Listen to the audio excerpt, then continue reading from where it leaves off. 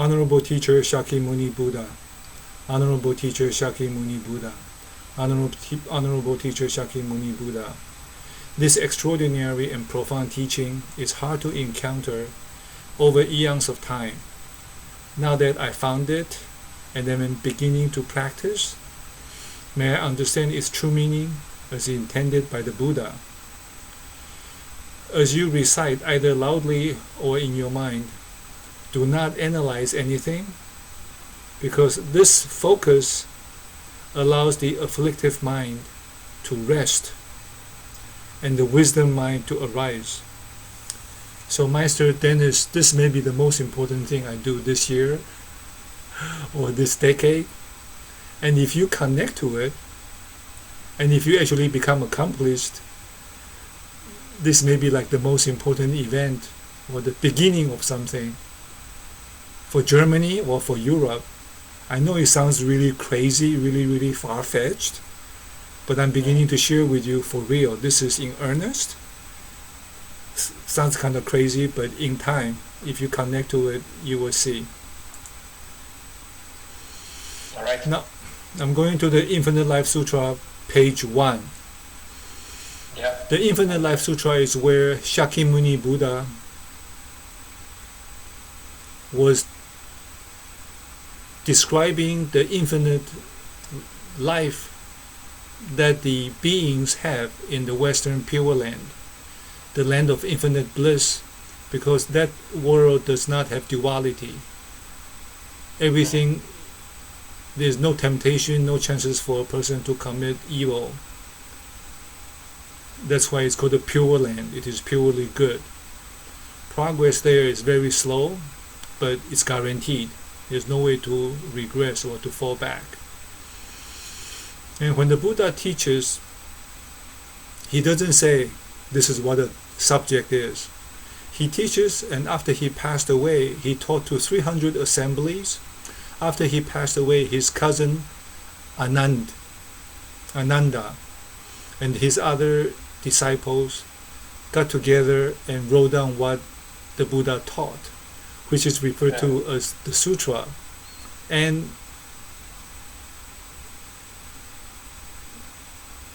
the teaching didn't have a name, so they will base on the content, they will give it a name. So the Western Pure Land, the beings there, they have infinite life, infinite wisdom. So that's why it's called the Infinite Life Sutra. And in reality, it's not really so, but we can go into the details afterwards. Line 18. Thus I have heard. At one time the Buddha was staying on the Vulture Peak in Rajagriha with a large company of 12,000 monks. They were all great sages who had already attained supernatural powers. The supernatural powers can be expounded. There are 50-some levels. And your powers, every single human being, even an animal, every creature's superpower comes from letting go. When they stop being attached to money, to lust, to greed, to anger, to their body, to their possession, they begin to have wisdom. And that's what this practice is supposed to be, where you're not saying, oh, his English is bad, this English translation is bad, I'm wasting my time, this is stupid. You let all of that go so you can begin to access your wisdom mind. And if you look at some paintings of Jesus Christ, you see the light coming from the head, the aura. The light of creation or the primordial consciousness can shine through us when we are not attached. And that is one example. When your mind is empty, so to speak, then everything is clear. Then nothing will block that light. The monem were the following. Line 21.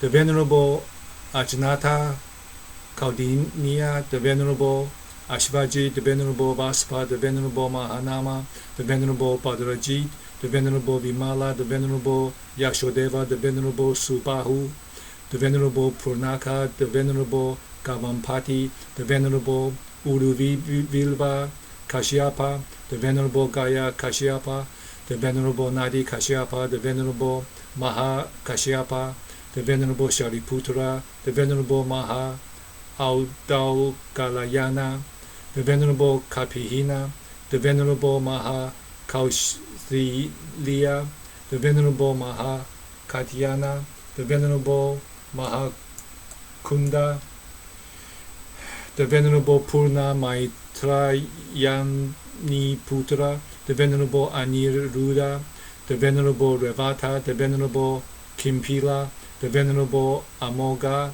Raja, the Venerable Parayanika, the Venerable Vakula, the Venerable Nanda, the Venerable Svagata, the Venerable Rahula, and the Venerable Ananda. All of these were elders, so we are in line 1 of the second page. The names of the top students, these are Maha Bodhisattvas. The name of the top students have very good meanings. After this translation is all lost, even from Sanskrit to Chinese to English. So, but when you begin to go into the teaching, so now today we are mainly doing a recitation. We are reciting the sutra to just to go through it, so you have a sense what it is. Probably will take 4 or 5 hours over 4 or 5 weeks if you are interested to do so. So so in time to go through the Infinite Life Sutra, Master Jin Kong's teaching takes 2-3 years to go through it. I mean, who has the time to do that? But I've been on this sutra for about, I would say, 20 years now in Chinese. Mahayana Bodhisattvas also accompany the Buddha, including all those of this auspicious Kalpa. Kalpa is an age, it's a period of time. The formation, the duration, and the destruction of a world system is referred to as one Kalpa. So it's a very long time. Such as the Bodhisattva Samantabhadra. Samantabhadra is a big Bodhisattva. Bodhisattva Manjushri and Bodhisattva Maitreya. Maitreya Buddha will be the Buddha after Shakyamuni Buddha. Shakyamuni Buddha's teaching prevails on earth, works on earth, has usefulness on earth only for 13,000 years. 2,500 years have already passed. So the next Buddha is Maitreya. And in the Pure Land, when the Amitabha Buddha comes to take my consciousness, Avalokiteshvara, observer of the world, some Bodhisattva will come. And also the other one, I think Samantabhadra. I know it in Chinese, 大势至, but when you translate all these names to English, sometimes I get confused. So these are the big Bodhisattvas. There were also the 16 lay Bodhisattvas, lay meaning they are not monks, such as Bhadrapala, as well as the Bodhisattva profound thought, the Bodhisattva wisdom of faith. You see, these names have meanings. Profound thoughts. What is a profound thought? What is the wisdom of faith? The Bodhisattva voidness, everything is intrinsically empty. 100 years from today, nobody would be here that's alive today. The Bodhisattva bloom of supernatural power, the Bodhisattva hero of light, the Bodhisattva superior wisdom, the Bodhisattva banner of wisdom, the Bodhisattva tranquil ability, the Bodhisattva wisdom of vows, the Bodhisattva sweet-smelling elephant, the Bodhisattva hero of treasures, the Bodhisattva dwelling in the center, the Bodhisattva practice of restraint, and the Bodhisattva emancipation. When Master Jin Kong describes the names of these Bodhisattva, that alone will take weeks. And why the elephant? There's a lot of meaning. The level of wisdom is hard to fathom, and I'm just beginning to understand it after 2-3 decades. Line 14. Virtues of the Bodhisattva audience. I'm not sure if you remember this from looking at the K Sutra and the O Sutra videos. Bodhisattva. Bodhi is the mind of the enlightened heart. When somebody aspires to become enlightened, that's called a Bodhi. Sattva is a person who posts. I mean, do you know that? Do you recall that, or not really? Yeah, I do. Okay. So I don't have to go through it. 917. Each of these bodhisattvas, following the virtues of Mahasattva Samantabhadra, that's a big bodhisattva, is endowed with the immeasurable practices and vows of the bodhisattva path. I've sent you some books on the bodhisattva way of life, and some chapters, and firmly dwells in all the meritorious deeds. Cause and effect, you reap what you sow. The meritorious deeds are the commandments, so to speak. And all goodness comes from observing the meritorious deeds, following the commandments. Because no matter how many times you recite Amitabha, if you do bad things and wish somebody bad in your mind, then you ruin your power.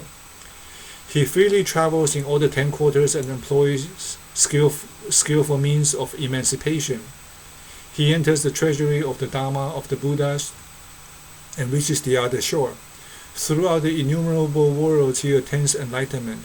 First dwelling in Tusita heaven, he proclaims the true Dharma. Having left the heavenly palace, he descends into his mother's womb. Soon after he is born from her side, he takes 7 steps. As he does so, an effulgence illuminates everywhere in the 10 quarters and innumerable Buddha lands, shaking 6 waves. Then he utters these words, I will become the most honored in the world. Shakra and Brahma reverently attend him, and heavenly beings adore and worship him. He shows his ability in calculation, writing, archery, and horsemanship. He is also covenant with the divine arts and well read in many volumes. In the field outside the palace, he trains himself in the martial arts, and the course shows that he also enjoys the pleasure of the senses. You remember the video from the Shakyamuni Buddha's life, right? Yeah, so this is talking about some of that. Line number 2. When he first encounters old age, sickness, and death, he realizes the impermanence of the world. He renounces his kingdom, wealth, and throne, and goes into the mountains to practice the way. After sending back the white horse that he has been riding, together with the jeweled crown and ornaments which he has been wearing, he takes off his magnificent clothes and puts on a Dharma robe. He cuts his hair and shaves his head, sits upright under a tree, and strives at ascetic practices for 6 years in accord with the traditional way. Since he has appeared in the world of the 5 defilements, he behaves as the multitude. And as his body appears dirty, he takes a bath in the golden river. As a god bends a branch down towards him, he is able to climb up the river bank. A divine bird follows him closely to the seat of enlightenment. A deva takes the form of a youth, and perceiving a favorable sign, respectfully presents him with the auspicious grass.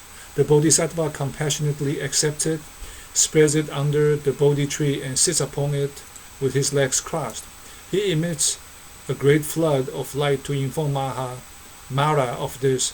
Mara and his army come to attack and tempt him, but he brings them under control with the power of wisdom and makes them all surrender. Then he attains the supreme Dharma and realizes the highest perfect enlightenment. There are 3 main stages of the enlightenment process. When we stop insisting this is good and that is bad, I prefer this and that's no good. When we let go of all of these insistence and attachments and stubbornness about duality, we become arhats. At that point, we can stop reincarnation in the 6 realms: the heaven, the earth, the hell, the ghost, the asura, and the animal. And then the next level of enlightenment is when you stop making distinctions. Even though you are no longer attached to what you like, but you can still see, well, he's different from me and that's different from me. So you have all this level of mental activities. When that stops, you go to the next level. A Buddha, the highest perfect enlightenment is where there's no attachment and there's no distinction, and not only that, there are no thoughts. And that's impossible for this people in this age. That path is gone. Line 21. A Shakra and Brahma request him to turn the wheel of the Dharma.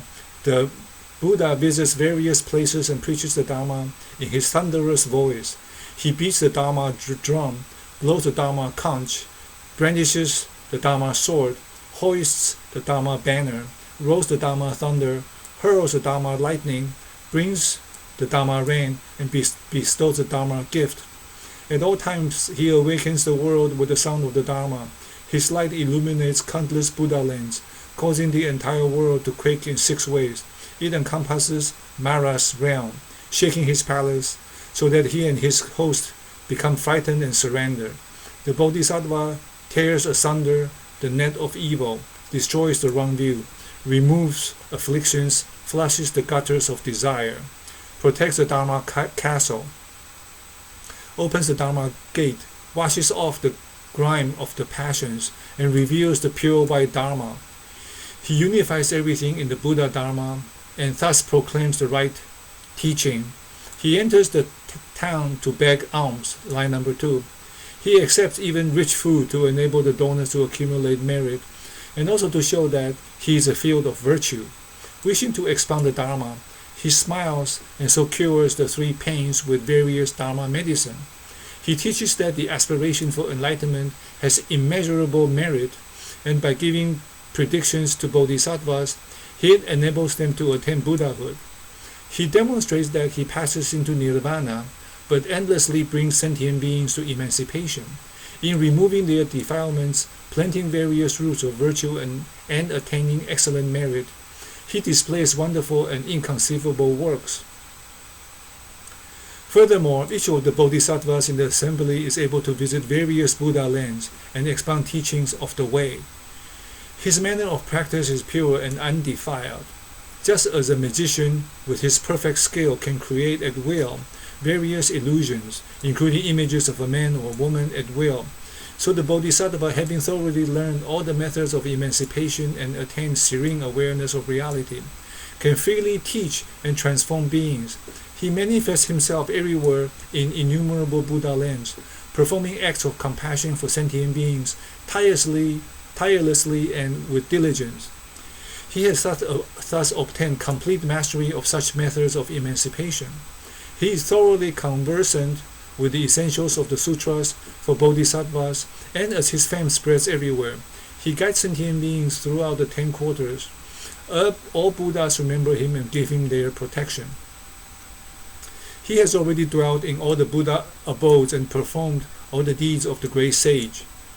He proclaims the Tathagata's teachings, acts as a great master for other bodhisattvas, and with profound samadhi. Samadhi is calm abiding or meditation, and wisdom, guides multitudes of beings. While penetrating insights into the essential nature of dharmas, he discerns different aspects of living beings and closely watches over all the worlds. In making offerings to the Buddhas, he manifests transformed bodies like flashes of lightning. Having well learned the extensive wisdom of fearless and having realized the illusory nature of dharmas, he destroys Mara's nests and unties all the bonds of passion. Mara is basically, in the Christian term, the Satan, demon. He rises above the stages of Shrivaka's and Prateka Buddhas. These are Hinayana practitioners. They are people who practice by themselves for their own personal enlightenment by saying, well, what's going on here? And they begin to abandon things. So they don't do it for not making a distinction or judging them or putting them down. Mahayana is the big vehicle where for as long as space shall endure and for as long as there are sentient beings, may I too abide to alleviate the suffering of all sentient beings. That's the big vehicle. Hinayana is personal, Mahayana is everybody. So Jesus Christ definitely is a Mahayana guy. Mother Teresa, they do it for everybody else, right? Saint Francis. Yeah. And Srivakas are the people who, like, they listen to the sound of the ocean and they go, oh wow, who is listening? What's going on here? And then they eventually figure out, okay, I'm just this this organ and I'm giving meaning to everything, and they're able to free themselves. So those are the Hinayana individual practitioners, and attains the samadhis of emptiness, non-form, and non-desire. He skillfully provides expedient means and thus reveals three distinct teachings. Then for those of the middle and lower stages, he demonstrates his passing into nirvana, but in reality he is non-active and non-acquisitive, and being aware that dharmas in themselves never arise nor perish. He realizes that they are of absolute equality. Dharma and non-dharma, teaching and no teaching, good and evil, are all intrinsically empty. So when Buddha attained full enlightenment, his attachment was no longer there. He had no preferences, he was making no distinctions, he was not making attachments, he didn't even have thoughts arising. So at this point he says, adios, goodbye, I'm gone. And the heavenly beings came and said, as you saw in the movie, please stay and teach. So that was an invitation then, because he no longer has his own will. So he gave in to that. He has attained innumerable dharanis, 100,000 samadhis, and various kinds of spiritual faculties and wisdom. With the meditation of vast and universal tranquility, he enters deeply into the Dharma treasury of bodhisattvas. After attaining the Buddha Garland Samadhi, there's a type of meditation that is so deep, he can see all the world systems, he can see all the heavenly realms, he can see all the hell systems, he can see everything and everywhere. He proclaims and expounds all the sutras while dwelling deep in meditation. So in many of the teachings he gave in those 49 years, 300 different assemblies, some of the teachings like the K-Sutra took place in the heaven. He visualizes all the innumerable Buddhas and in an instant visits every one of them. By elucidating and teaching the ultimate truth to sentient beings, he delivers them from the state of extreme pains, from the conditions in which suffering is so great so as to prevent people from finding time for Buddhist practices, and also from the conditions in which suffering is not so great as to prevent them from doing so. Having attained the Tathagata's thorough knowledge and eloquence, he has fluent command of languages with which he enlightens all beings. He is above all worldly affairs, and his mind always serene. He is no longer grasping, no longer insisting, no longer making distinction. So he's always at peace. You live, you die, that's all good. Dwells on the path of emancipation. Thus gives him complete control over all dharmas. Without being asked to do so, he becomes a good friend to each of the multitudes of beings and carries their heavy karmic burdens on his back. He upholds the Tathagata's profound Dharma treasury and protects the seeds of Buddhahood so that they may continue to multiply. Having awakened great compassion for sentient beings, he kindly expounds the teaching and endows them with the Dharma eye. He blocks the path to the three evil realms, the ghost, the hell, the animal, opens the gate of virtue, and without waiting for their request, provides beings with the Dharma. He does this for the multitude of beings, just as a dutiful son loves and respects his parents. He indeed looks upon sentient beings as his own self.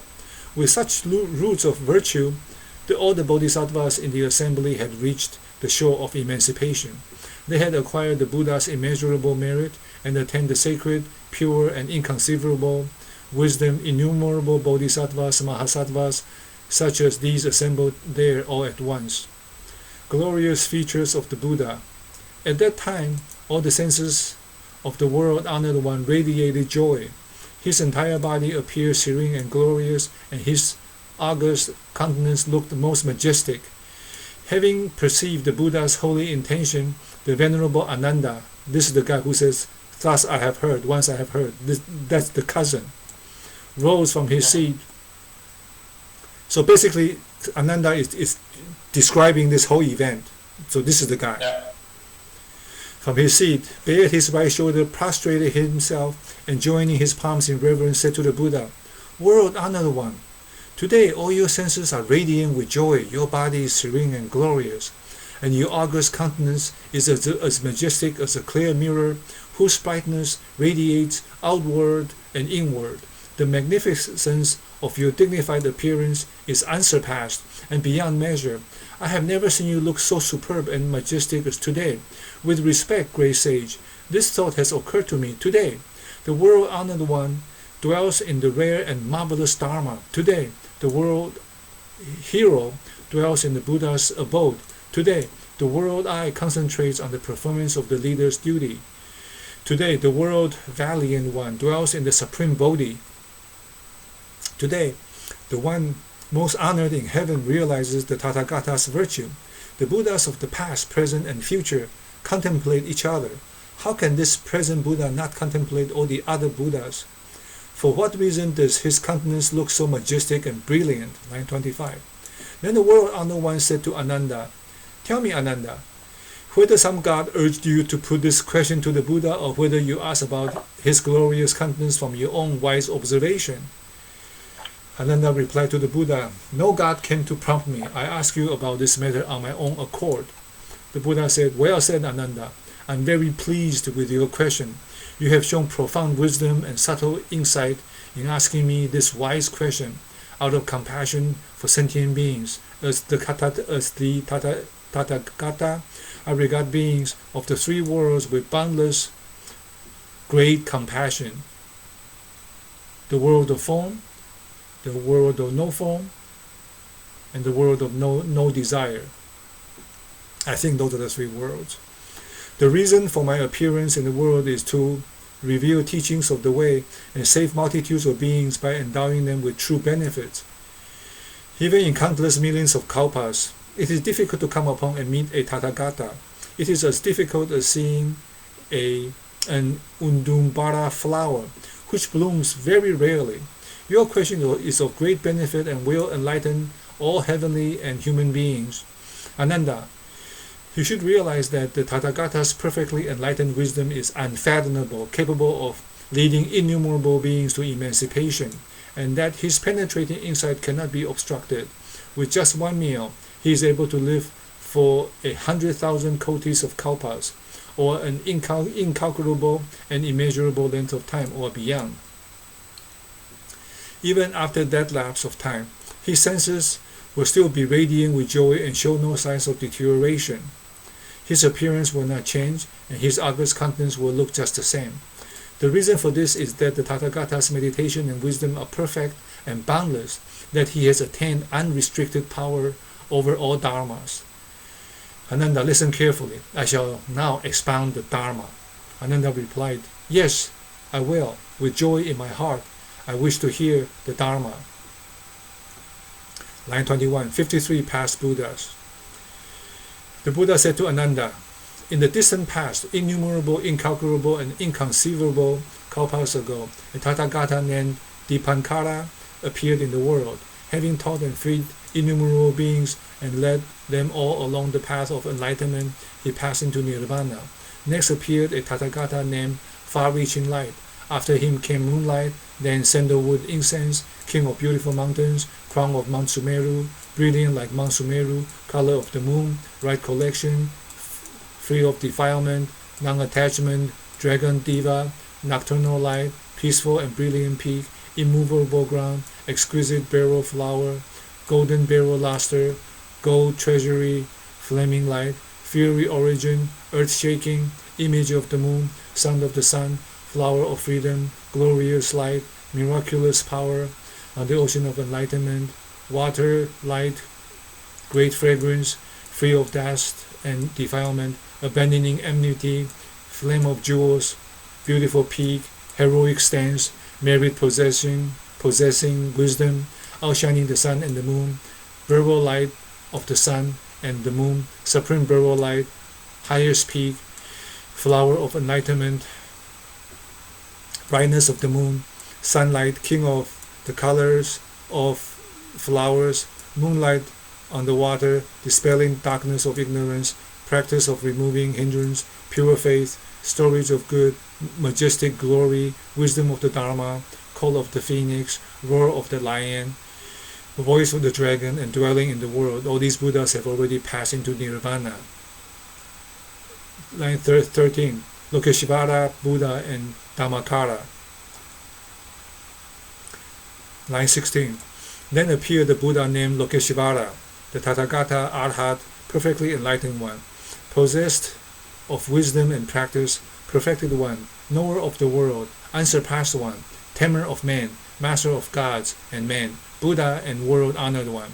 At that time there was a king, who having heard the Buddha's exposition of the Dharma, rejoiced in his heart and awakened aspiration for the highest, perfect enlightenment. He renounced his kingdom and the throne and became a monk named Dhammakara.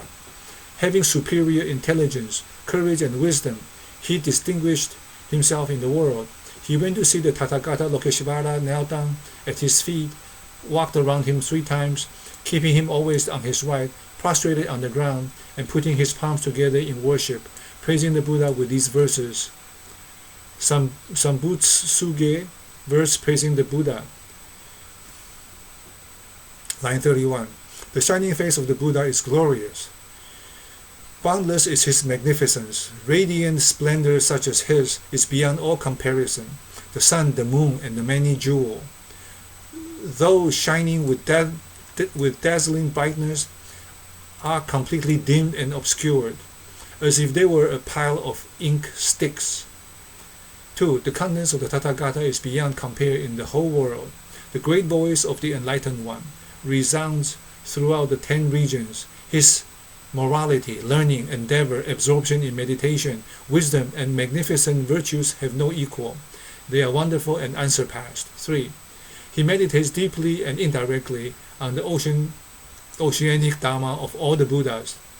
He knows its depth and breadth and penetrates to its farthest end. Ignorance, greed, and anger are forever absent in the world honored one. He is a lion, the most valiant of all men. His glorious virtue is unlimited. His meritorious achievements are vast. His wisdom is deep and sublime. His light with awe-inspiring glory shakes the universe of 1,000 million worlds. I resolve to become a Buddha, equal in attainment to you, O Holy King of the Dharma, to save living beings from birth and death, and to lead them all to emancipation. My discipline in giving, mind control, moral virtues, forbearance, and effort, and also in meditation and wisdom, shall be supreme and unsurpassed. I vow that when I have become a Buddha, I shall carry out this promise everywhere, and to all fear-ridden beings shall I give great peace. Even though there are Buddhas, 1,000 million kotis in number, and multitudes of great sages, countless of the sands of the Ganges, it's a river in India, I shall make offerings to all those Buddhas. I shall seek the supreme way, resolutely and tirelessly. Even though the Buddha lands are as innumerable as the sands of the Ganges, and other regions and worlds are also without number, my light shall shine everywhere, pervading all those lands. Such being the result of my efforts, my glorious power shall be immeasurable. When I have become a Buddha, my land shall be most exquisite, and its people wonderful and unexcelled. The seed of enlightenment shall be supreme. My land, being like Nirvana itself, shall be beyond comparison. I take pity on living beings and resolve to save them all. Those who come from the 10 quarters shall find joy and serenity of heart. When they reach my land, they shall dwell in peace and happiness. I beg you, the Buddha, to become my witness, and to vouch for the truth of my aspiration. Having now made my vows to you, I will strive to fulfill them. Line 16.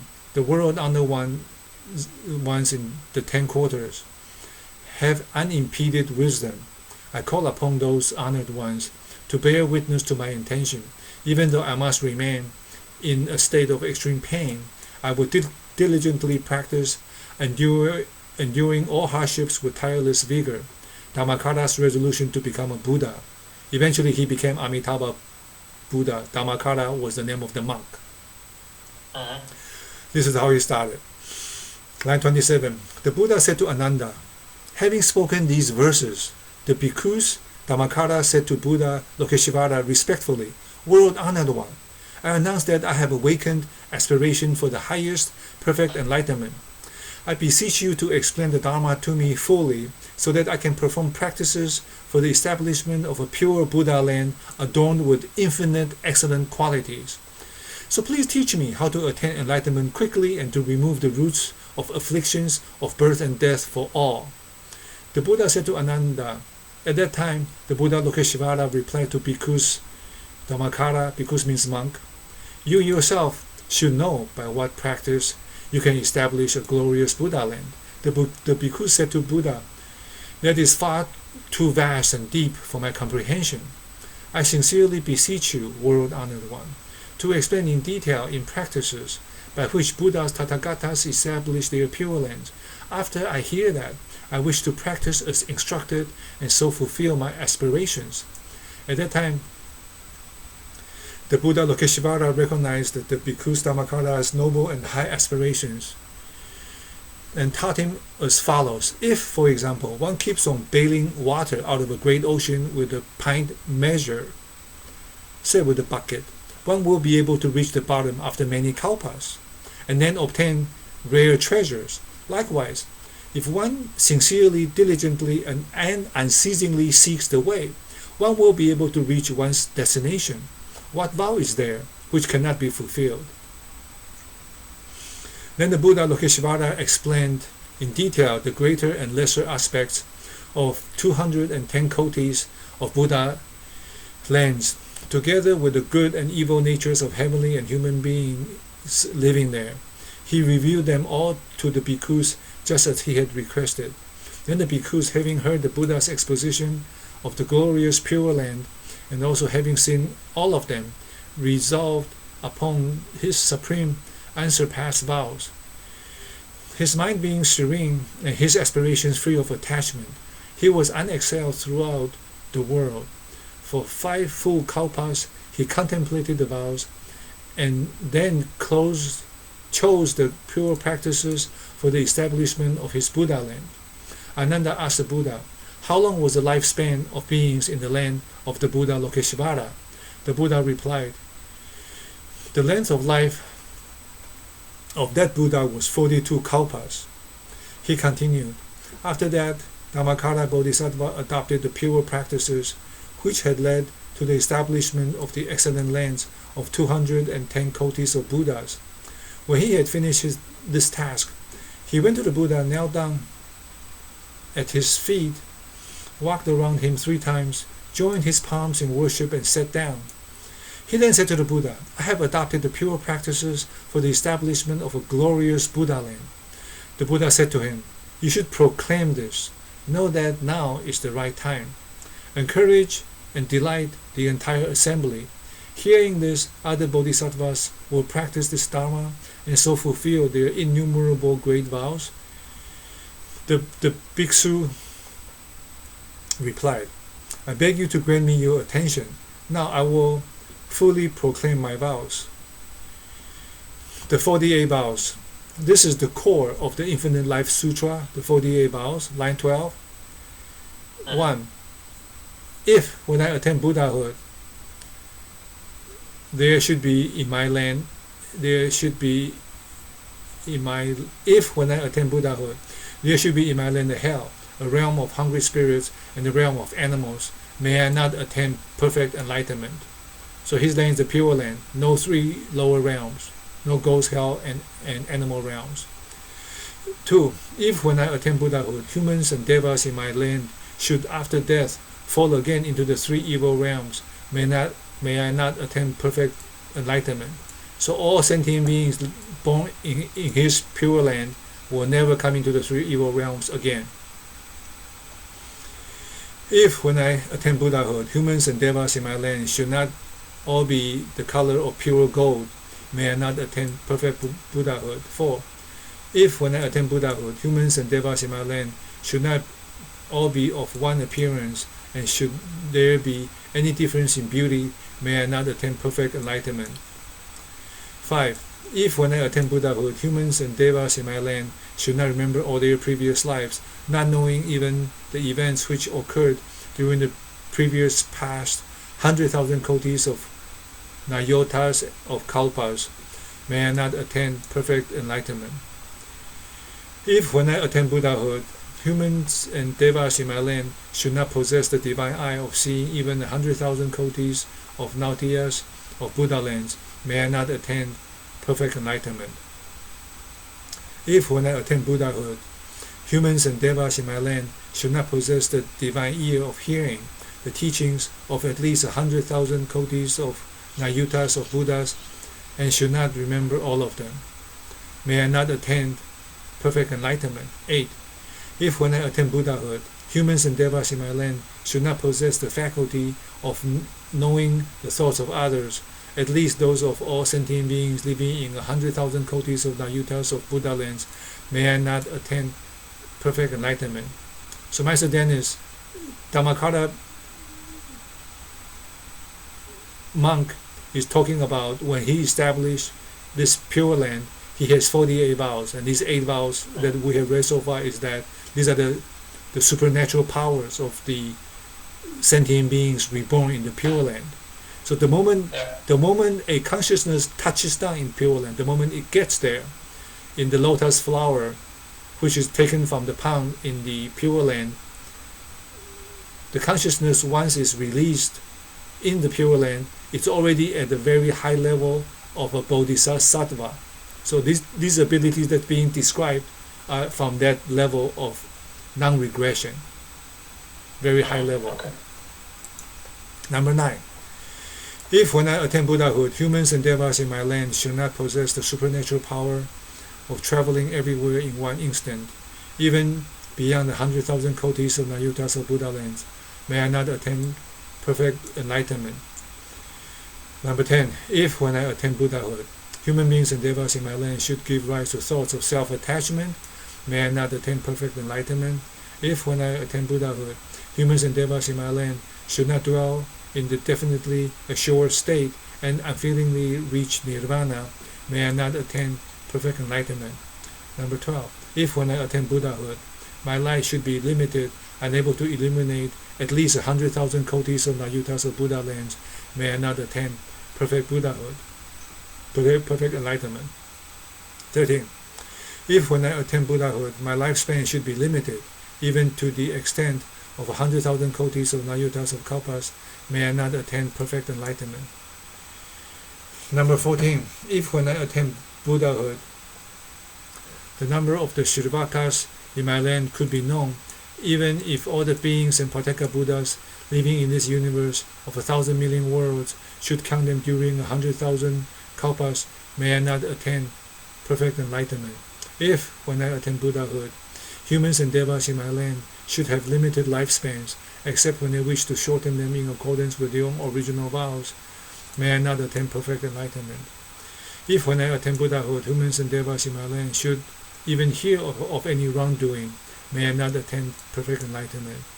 Number 17. If, when I attain Buddhahood, innumerable Buddhas in the land of the 10 quarters should not all praise and glorify my name, may I not attain Buddhahood. If, when I attain Buddhahood, sentient beings in the lands of the 10 quarters who sincerely and joyfully entrust themselves to me, desire to be born in my pure land, and call my name even 10 times, should not be born there, may I not attain perfect enlightenment. Excluded, however, are those who commit the 5 gravest offenses and abuse the right Dharma. The vow number 18 is the essence of the Infinite Life Sutra. It is the most important vow in the 48 vows, and the 48 vows are the core of the Infinite Life Sutra. And the Buddha usually teaches a sutra only one time, but the Infinite Life Sutra, based on the translations and the sutras, the number of versions available, he taught it a number of times, like 2 to 4 times, they're not sure, because of its importance. And if you take 49 years of teaching of the Buddha, 49 years he taught, 7 days a week, with 1,250 usually of monks gathered around him. Now he didn't have a loudspeaker back then, right? So how can you teach and have so many people hear you, right? They didn't have Zoom. So if you put all of Buddha's teaching in 49 years to 300 assemblies, and put them into a pile, a mountain, then you put the Infinite Life Sutra on the top of it. Then you put the 48 vows on top of the Infinite Life Sutra, and you put vow 18 on top of the 48 vows. That is in essence the representation, the summation of all of Buddha's teaching. It ends up with one word, Amitofo, Amitabha. When the Buddha's teaching is useful on earth for 13,000 years. While he was alive, many people attained enlightenment. Many people could hear things from the hell realm, could see the heavenly realm, could transform themselves. I can be in Munich, in Hungary, in Budapest, in Mar Vista, all at the same time. Many people achieved those kind of supernatural powers while Buddha was alive. So while Buddha was alive, that is the proper Dharma age. And then within the first 1,000 years of Buddha's passing into Nirvana, that was called the Dharma alike, Dharma mimic, Dharma similar age. Many people attain enlightenment. And after that, the next 12,000 years is the Dharma ending age. So we are in the Dharma ending age. So the more qualified sentient beings, people who have higher abilities, they already left. They took off.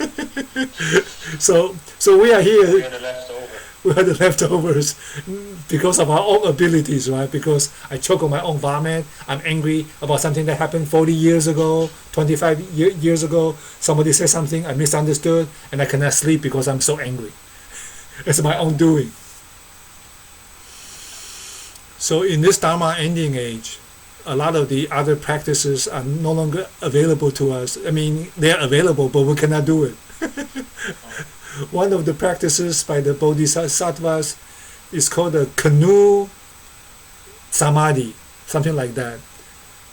90 days, I think it's 3 months, 90 days, no sleeping, no sitting down, standing up, focus the mind, 90 days. Nowadays people cannot do that. We don't have the ability. Those things are long gone. That's beyond us. Yeah. When Shakyamuni Buddha was alive, after he gave up his kingdom, he lived in the forest. He didn't sleep under the same tree every night because he didn't want to be attached. He didn't have special protein and vegetable. He was a beggar. Whoever gave him what, he took. When he came back, they dumped everything into the common bowl, then they ate from there. So they had no issues with not having vitamin B, vitamin C. It's a totally different world. Yeah.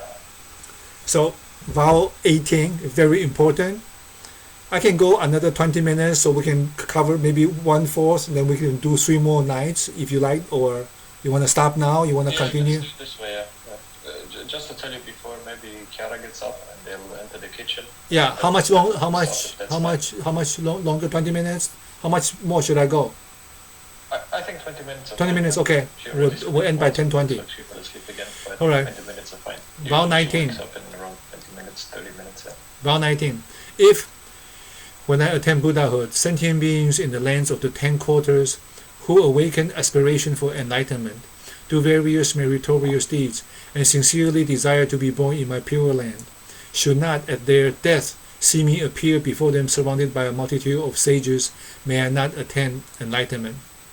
The single most important reason for being reborn in the Pure Land is the faith that there is a Pure Land. This whole thing is a mumbo jumbo. Who can believe it? Who wrote this thing? But people who actually believe it, have a strong connection to it, and they have a vow they sincerely desire. So 3 things: the faith, the vow, and the practice, chanting. The faith and the vow determine whether you will be reborn in the Pure Land or not. To the degree, if you're 100% convinced, then like Peter, you should have been able to walk on water. So Jesus didn't have to say, you have little faith. If you have that much faith, you are there. But if you don't, we'll talk about this, afterwards. Number 20.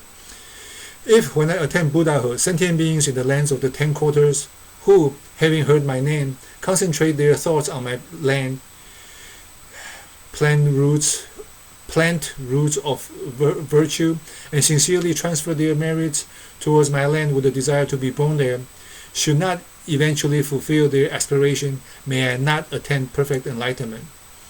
If, when I attain Buddhahood, humans and devas in my land should not be endowed with the 42 physical characteristics of a great man, may I not attain perfect enlightenment. 22. If, when I attain Buddhahood, bodhisattvas in the Buddha lands of other quarters who visit my land should not ultimately and unfailingly reach the stage of becoming a Buddha after one more life, may I not attain perfect enlightenment. So basically, Master Dennis, in this lifetime we attain Buddhahood. This lifetime. We don't die. We go alive. And some people are afraid, I don't want to chant Amitabha because I don't want to die. It's not like that. If you make a connection, if today you can have no other thoughts, you have zero subconscious thoughts, you're not attached to anything, you can see the Buddha right now. The Buddha is right here, right now with his light, but we cannot see it because we are blocked, we are obscured. So if we make a connection, that our mind is pure enough, we can make a connection. You can go in 20 years, you can go in 100 years. You can, you don't have to go if you don't want to go. That's the point.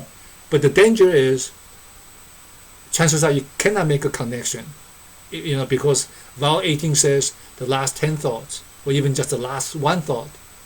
What are the chances if a person has dementia? It's hopeless. They cannot get there.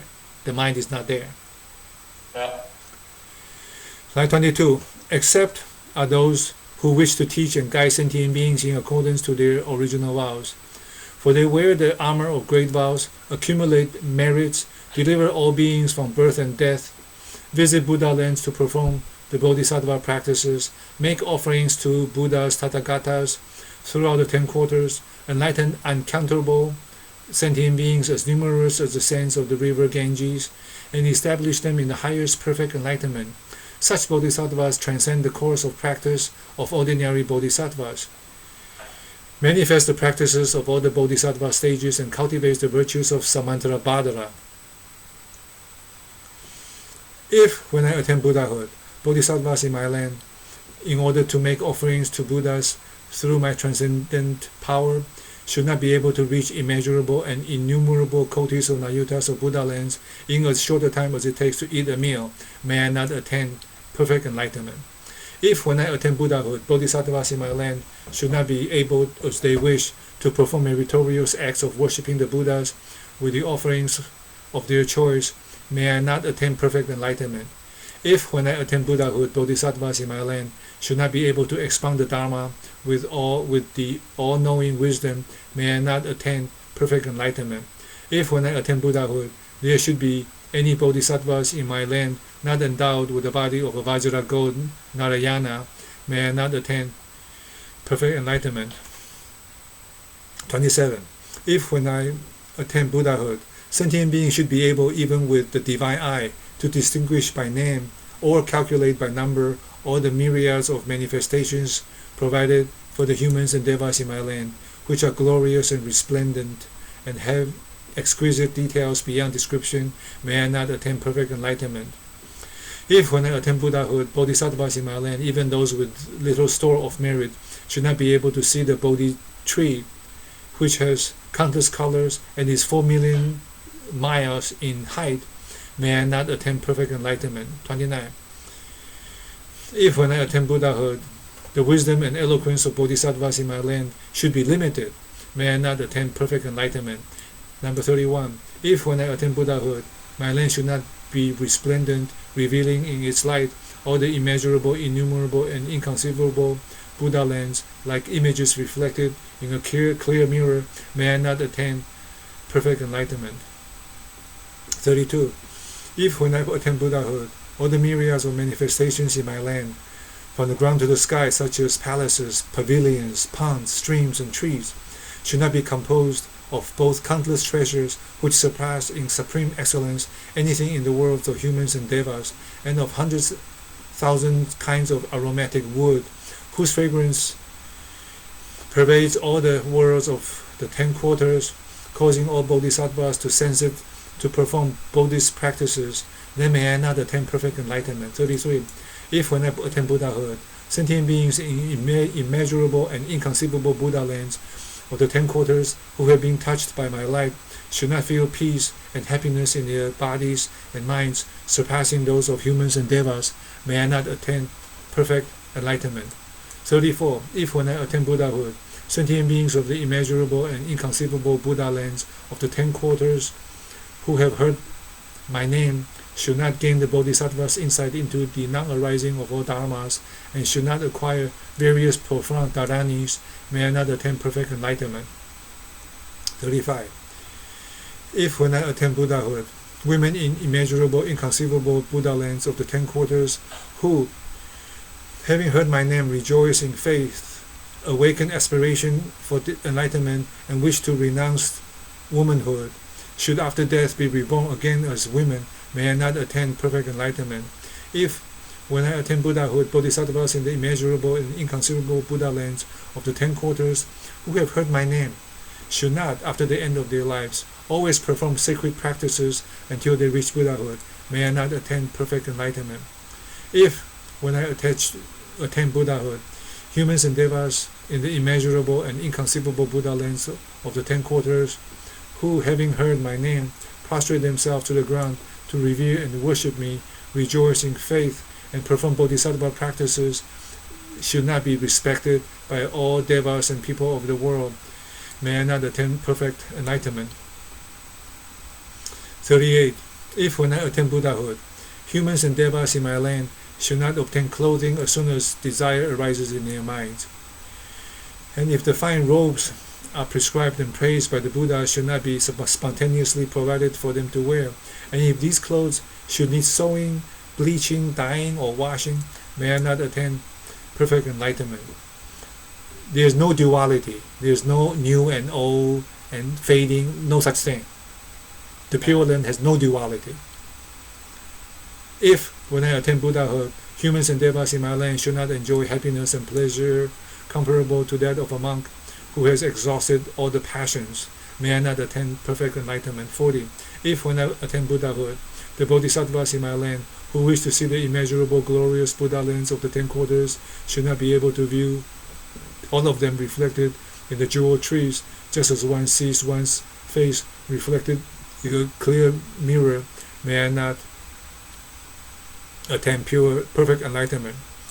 So the moment an earthling ends up in the Pure Land, they can go up to these trees and see earth. They can see their children, grandchildren. But for them to go, they have to let go of the attachment. If they are stuck on that attachment, they cannot go. But once they get there, all the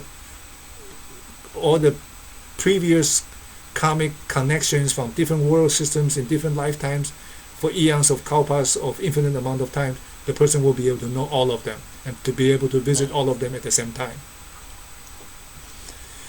41. If, when I attain Buddhahood, bodhisattvas in the lands of the other quarters may hear my name, should, at any time before becoming Buddhas, have impaired, inferior, or incomplete sense organs, may I not attain perfect enlightenment.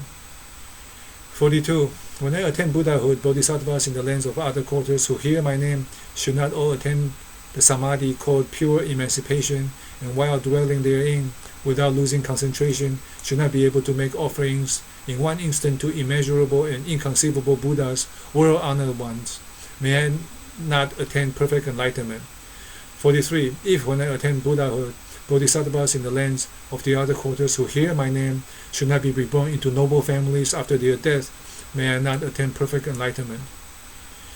If, when I attain Buddhahood, bodhisattva in the lands of the other quarters who hear my name should not rejoice so greatly as to dance and perform the bodhisattva practices and should not acquire stores of merit, may I not attain perfect enlightenment.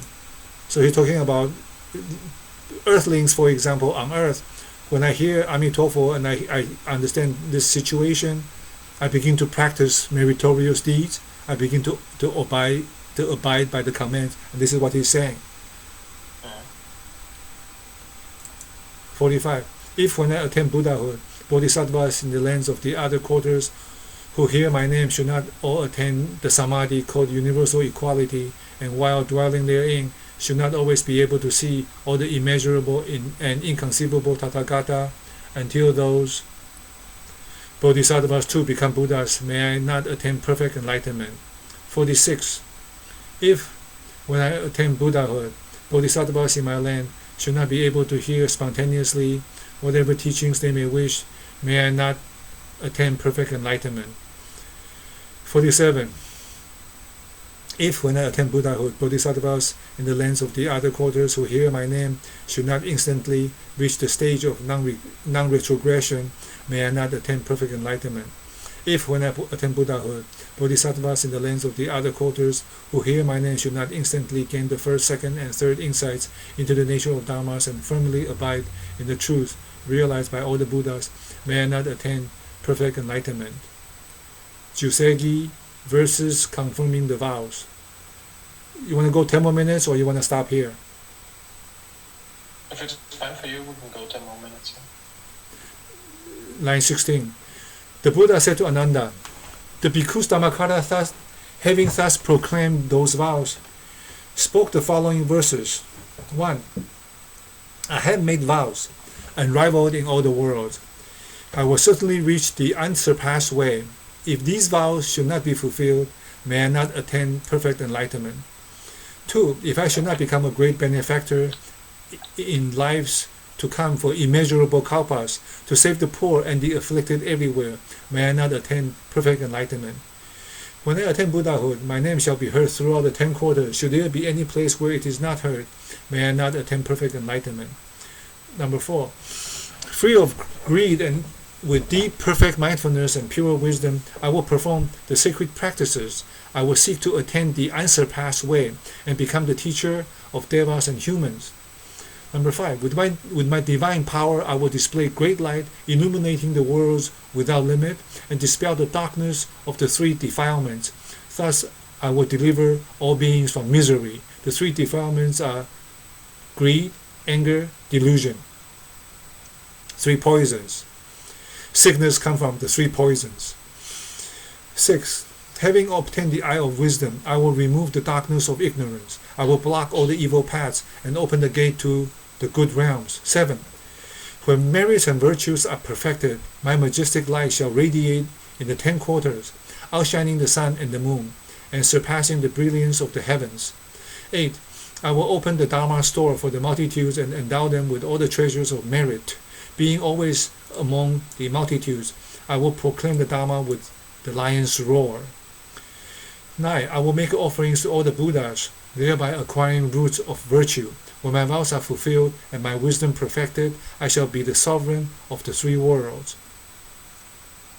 10. Like your unhindered wisdom, O Buddha, mine shall reach everywhere, illuminating all. May my supreme wisdom be like yours, most excellent, honored one. 11. If these vows are to be fulfilled, let this universe of 1,000 million worlds shake in response, and let all the devas in heaven rain down rare and marvelous flowers. 10. Line 10. Dhammakara's practice of the Bodhisattva path. The Buddha said to Ananda, as soon as the Bhikkhus Dhammakara spoke those verses, the entire earth shook in 6 different ways, and the rain of wonderful flowers fell from heaven, scattering everywhere. Spontaneous music was heard, and the voice in the sky said, surely you will attain the highest perfect enlightenment. Line 17. Then the Bhikkhus Dhammakara kept all those great vows which were sincere, unfailing, and unsurpassed in the whole world, and intensely aspired to attain nirvana. Then Ananda, after proclaiming and establishing those universal vows in the presence of the Buddha Lokeshvara, before the multitudes of beings, including the 8 kinds of superhuman beings, such as devas, dragon spirits, and also Mara and Brahma, and Bhikkhus Dhammakara was solely intent on producing a glorious and exquisite land The Buddha land which he sought to establish was vast in extent, unsurpassed and supremely wonderful, always present and subject neither to decay nor change. During inconceivable and innumerable kalpas, he cultivated the immeasurable meritorious practice of the Bodhisattva path. He did not labor any thought of greed, hatred, or cruelty, nor did he allow any idea of greed, hatred, or cruelty to arise. He was unattached to any form, sound, smell, taste, touch, or idea. Possessed of the power to persevere, he did not avoid undergoing various afflictions. Having little desire for his own sake, he knew contentment without any impure thought, enmity, or stupidity. He dwelt continually in tranquil samadhi. His wisdom was unobstructed, and his mind free of falsehood and deceitfulness. With an expression of tenderness in his face, and with kindness in his speech, he spoke to others in consonance with their inner thoughts, courageous and diligent, strong-willed and untiring. He devoted himself solely to the pursuit of the pure Dharma, thereby benefiting a multitude of beings. He revealed the three treasures, respected his teachers and elders, and thus adorned his practices with a great store of merits. By so doing, he enabled sentient beings to partake of it, the three treasures, the Buddha, the Dharma, and the Sangha. The Buddha, the teaching, and the gathering, the group of people who practice the teaching. In the Christian world will be the church, the Bible, and the Christians. He dwelt in the realization that all dharmas are empty, devoid of distinctive features, and not to be sought after, and that they neither act nor arise. He thus realized that all dharmas are like magical creations.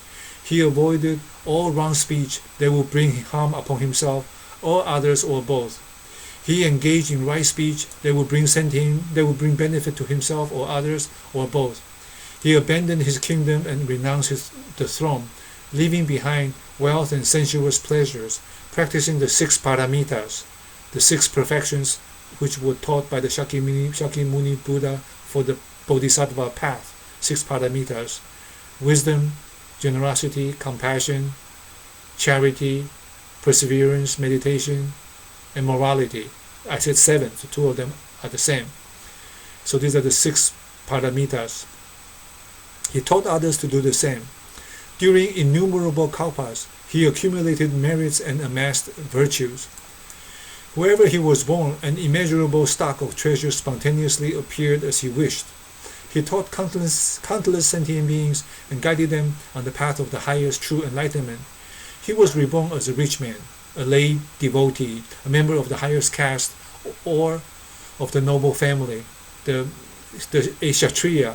In India, there were 4 castes. They have the Brahmin, the priest caste, the Vaishya, which is the merchant caste, Kshatriya, Ksatiya, the word on line 23. Kshatriya is the warrior caste. Shakyamuni Buddha was a warrior caste, and the Sudras, the untouchables, the labor class, the 4 castes.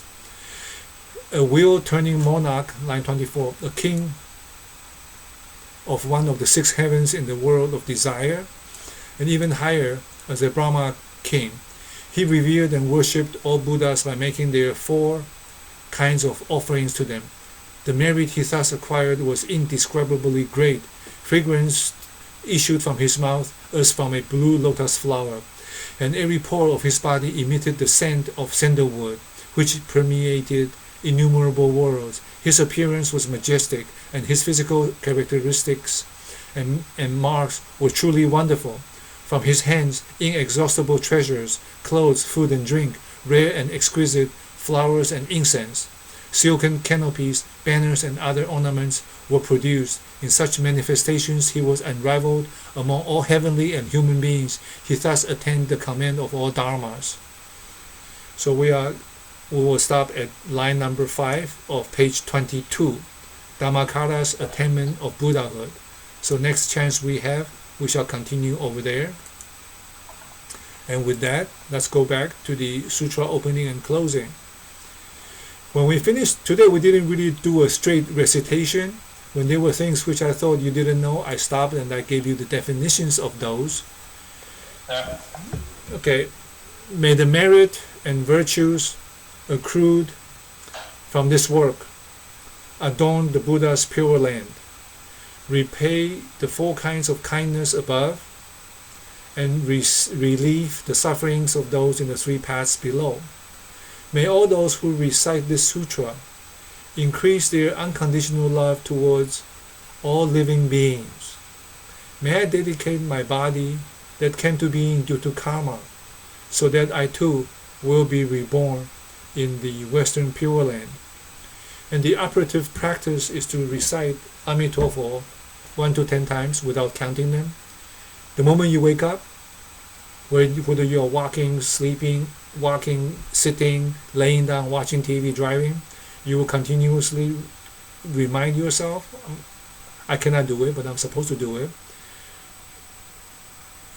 to purify ourselves, to let go of our attachment. And I work very hard. I do everything I can for my wife, my mother, for you, for everybody, but I try not to be attached. So externally, we do everything more than everybody else. Looks like we are very greedy, but actually we are not.